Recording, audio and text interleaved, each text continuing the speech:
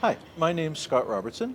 I came to Zambia in 2001, and my background is I have an undergraduate degree in psychology and a master's degree in social work.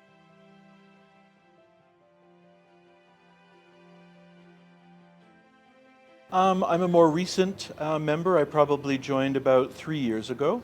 And I did that because I recognized in Zambia the profession of counseling is really in its infancy in a lot of ways, and I wanted to make sure I was part of the growing profession.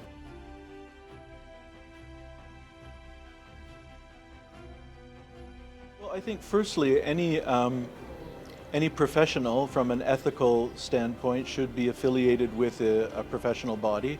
I think that's something I learned in university, that it's important just as part of what you do as a professional. So that's in part the reason. But the other is, having been in Zambia now for about 25 years, I've realized that the the discipline of counseling has been evolving, and I've seen quite a lot of changes over those 25 years. I feel in a lot of ways like a grandfather, that when I began, I was probably one of the few people that was doing private practice.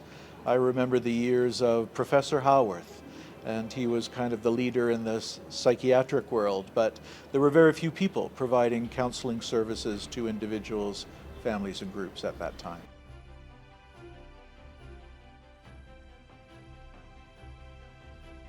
Well, I came to Zambia in 2001 as a volunteer. And at that time, the idea was I was going to be here for 2 years. I came to deal with HIV and AIDS because my expertise in Canada was HIV, mental health, and alcohol and drug, how those kind of issues swim together. And so I came as a volunteer because in the late 80s, Africa was seen as the sort of heart of the storm, so to speak.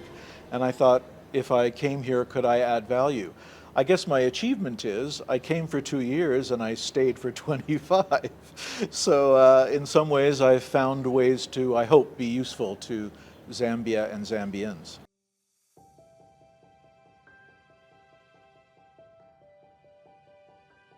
Well, I think one would be to get engaged with PAS, like I said, as a sort of part of your professional practice. But I also think it's important that you follow your passion, like find what it is that you find of interest, what drew you to wanting to do counseling in the first place, or research, whatever your area of expertise is.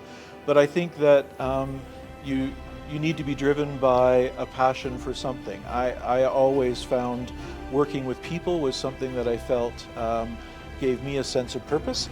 And so finding communities that were in need, I always tried to look at some of the most marginal kind of communities. And if I were to write a book, it would be probably called, The Wisdom of the Shadows.